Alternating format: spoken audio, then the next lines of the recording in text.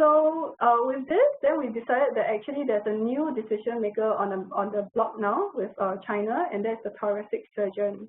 But when we thought that he might be against introducing a new solution, right, a new endobronchial solution to increase the one-time use of biopsy, he actually, when we spoke to thoracic surgeons, they were actually keen to implement such a new approaches into their practice.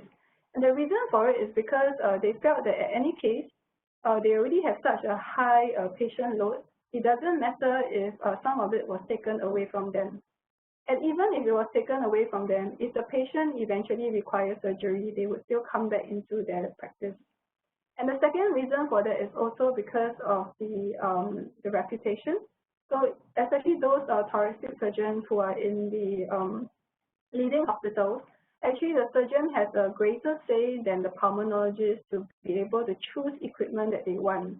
And with this, the surgeon might decide that actually an endobronchial method, even though it might be done by a pulmonologist, shows that the hospital is top-notch in lung cancer management.